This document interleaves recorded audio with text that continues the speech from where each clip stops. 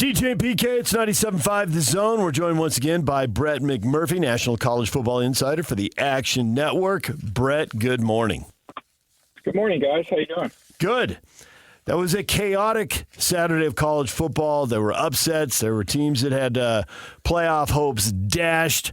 Are you liking the way that seems to be the new playoff format seems to be impacting the regular season? Yeah, I mean, it's great. I mean, it's, I think you mentioned Major League Baseball a second ago. I think college football during the 10 years of the 14 playoff was similar to Major League Baseball in that after the first month of the season, the number of contenders who get to the playoff have been reduced to basically, 5 or 6 teams. Now you've got, literally, 18 or 20 teams that have legitimate shots to get into that 12-team field. I think not really the challenge, but the frustrating thing for everyone involved is there's no clear-cut, manual or playbook on what constitutes how you get selected to this other than winning the conference. And by that, I mean, again, it all boils down to this, same as the 14 playoff. It's a beauty contest. And what you and I think may be the most attractive 12 teams, the committee members may think it's something else. And it's not that we're wrong or they're right and we're wrong. It's just their opinion. And that's what's, gets everyone so infuriated when everyone's comparing, well, that's a bad loss. Well, they don't have any top 25 wins. Well, their strength of schedule, yada, yada, yada. And we're just sitting there waiting to see, okay, what are these people's opinions going to be? That second Sunday in December, and that's what we got to live with. The immediate reputation of the Big 12, I think, is at stake. And where I'm going with this is this first round bye. And right now, you see Yormark, the commissioner of the Big 12, out there petitioning, basically running a political campaign to make sure that the Big 12 gets the bye and not Boise State. And it's going to be a hotly contested battle, and we won't know until we go to the polls. And I think it's a significant blow to the Big 12 if their winner in the Big 12 title game does not get the bye. And the argument, well, Boise, their big calling card is the loss to Oregon. That was only by 3 points. And you can argue Oregon was just, breaking a new quarterback. I think Idaho only had a 10-point loss the week before, the week after, whatever it was. And then last week, Wyoming, they got a 4-point win against a 2-9 Wyoming team. ASU beat Wyoming by 41. BYU beat them by 20. So you got all this going on. How important is it for the Big 12 to get that first round bye for its team that wins it next week? Because I think it's a significant blow to their rep if they don't get it. Yeah, I agree. I do think ultimately the Big 12 champ, again, unless there's, if it's one of the four that seem the most likely win out, and there's not just total chaos within the Big 12, I do think they will climb over Boise State. And you referenced the Wyoming, comparative scores with, the other Big 12 league members. And you look at Boise's overall record and, only one loss, but they only have 3 wins against teams with winning records. And if they beat UNLV, that'll be 4 in the title game. So they've got two of their 4 wins are against the same team. So if you look at Boise State in the rankings, they have basically, I think they peaked because they started at 12, they dropped to 13, and then they were 12 last week.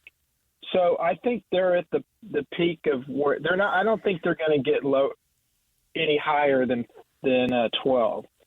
But I do see, you've got teams in the Big 12 that are moving all around them. Colorado climbed from 20 to 17. To 16. Obviously, BYU was number 6 until the first loss. Arizona State has come out of nowhere. It'll be fascinating to see where they are this week. I think that will be key. You've got Iowa State that's ranked. So you've got the Big 12 teams playing ranked opponents, so that I think that will help them even more. And, look, we have seen, again, that's why I caution people, don't get so worked up on these early rankings because they are absolutely meaningless.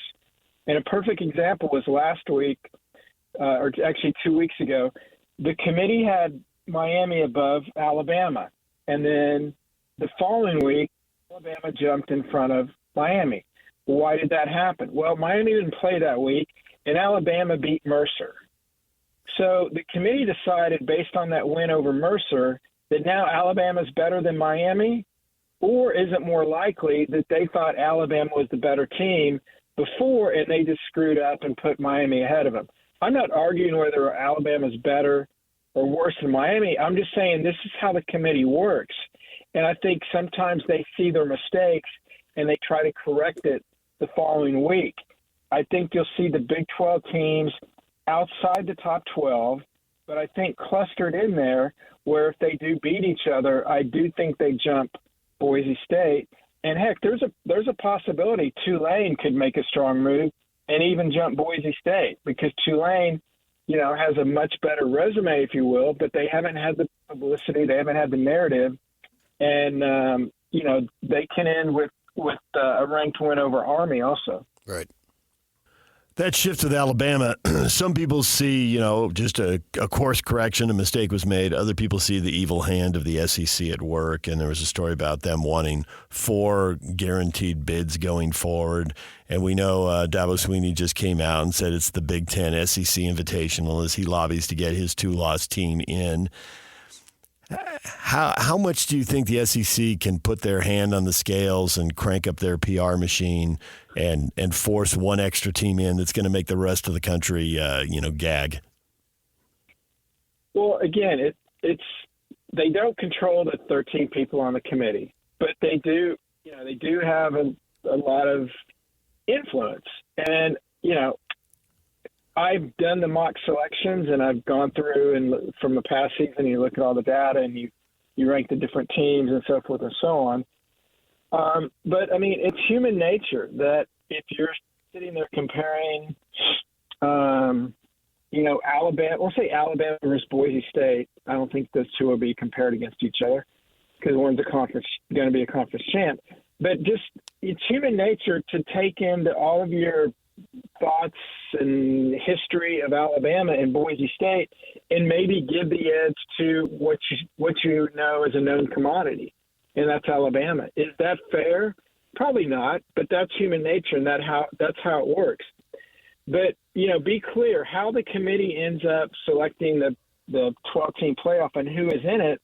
If the SEC feels like that they got screwed, because, look, to be very honest, last year, Georgia got screwed. Like, Georgia was the number 1 rated team in the country, but because they lost in the SEC title game, their only loss, they dropped completely out of the top 4.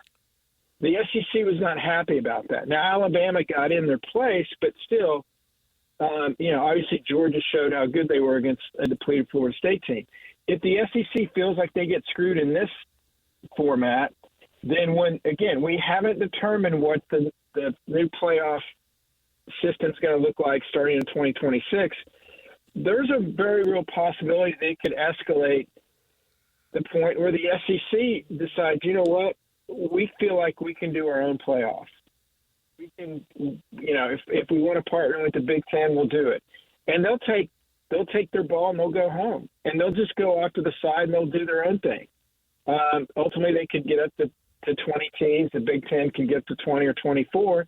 And then you've got, somewhere between 40 and 48 teams, which arguably would be the biggest brands in college football and have their own playoff. They don't need – and look, I'm an Oklahoma State guy. They don't need the Big 12 to be part of their playoff. They don't need the ACC. They certainly don't need the Group of 5.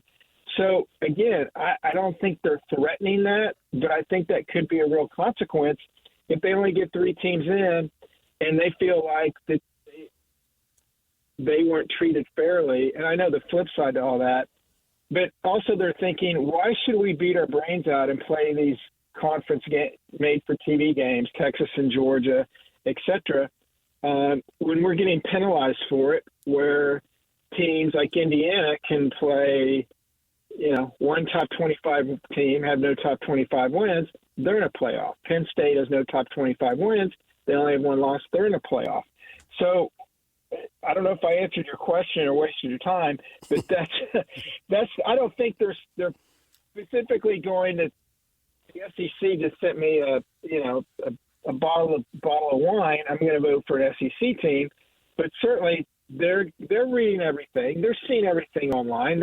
They're hearing stuff, whether they want to admit it or not. Will that influence them? We'll have to find out. The flip side of that, with the big non-conference games that you mentioned, you look at last week, and this is annual. The SEC schedules included Louisiana Tech, Wofford, UTEP, Massachusetts. So in a sense, you can argue that they are doing their own thing because these other conferences have to play 9 conference games, and a conference game, particularly in November, can be a huge deal. We saw the outrageous situation, and I was there in Tempe with BYU and all that, storming the field, blah, blah, blah. I'm sure you're well aware of all that. Oh, yeah. And so the SEC is only playing 8, and they schedule these games, and you always know it's the next to last week of the season because they're playing these dogs, and Herb Street and the likes, the big power shakers and movers, complain about it, but yet nothing is ever done about it. Can we get some type of uniformity to have some consistency so the field will never be level? I don't think there's a true definition of the word fair, but at least maybe more fair. Well, so I asked, several SEC ADs in the past few years about, because the big debate is, will the SEC go from 8 conference games to 9 conference games? TV plays a big part of that. Surprise, surprise, money plays an even bigger part of that. But also, the message to me was, look, if it ain't broke, don't fix it. I mean, they've won, I don't know, 12 of the last 15 national titles, playing only 8 conference games. So why should they go to 9? Because the Big 10 plays 9 or the Big 12 plays 9? That doesn't impact them at all. They're supposed to do what's best for the SEC. And look, believe me, I'm the last person that's in the SEC. But what incentive is it for them to go to 9? Well, the biggest incentive is if they get more money. Well, the ESPN wouldn't get more money, so they stayed at 8. Could they eventually go to 9? Yes. But when you talk about, you want everything to be the same, if you're the SEC, why should you be the same as the Big 12 or the ACC? And certainly, I'm not even including the Group 5. You have established that you have won a dozen national championships in the last 15 years. So why should you change to be like that? You could argue, why shouldn't other leagues change to be like you? Again, I'm just being devil's advocate. No, I got you. And the schedule you bring up, and everybody brings this up. Yeah, I understand it. Oh, November. Alabama's playing Slippery Rock, and Georgia's playing UMass or whatever. Well, okay, what's the difference between an SEC team playing that schedule in November and in September?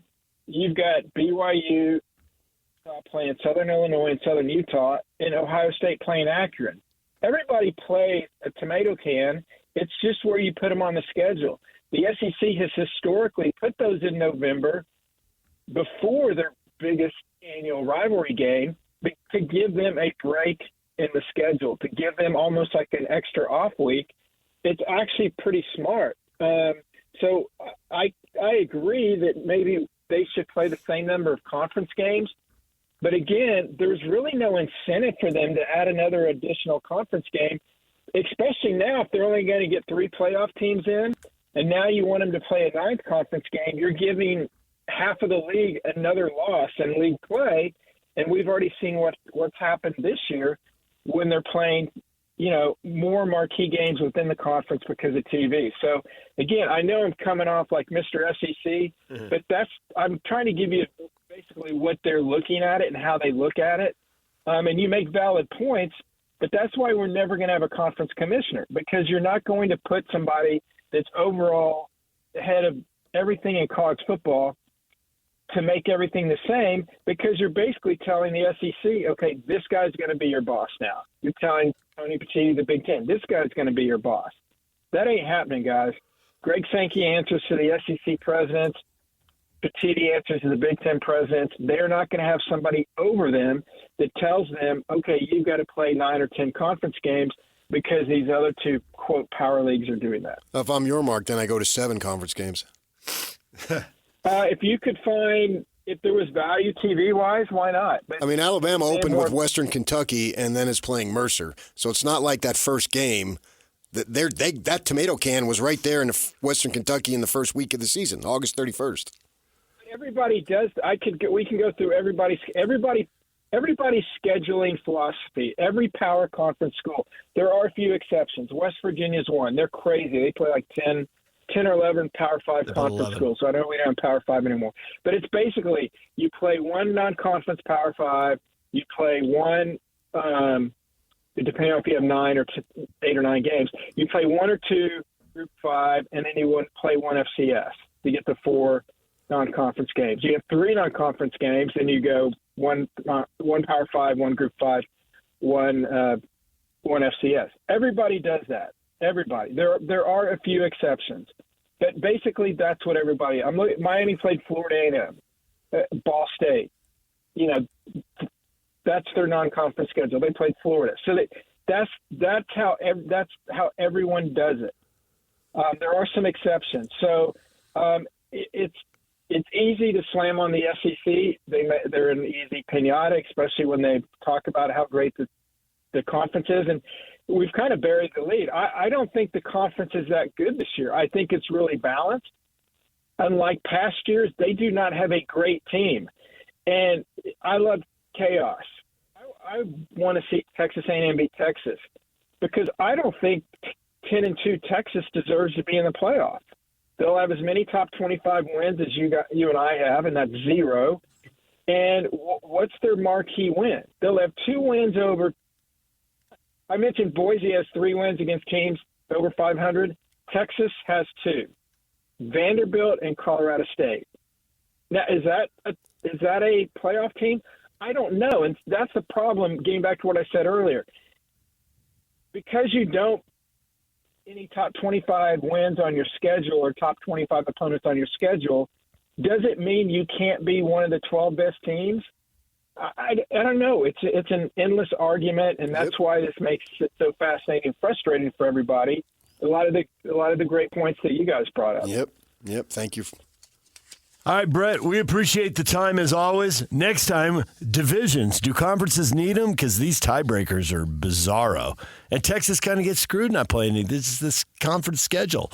If they were in a division in the SEC, they might be getting a few more winning teams. But we'll just go round and round forever, so we'll leave it right here for now.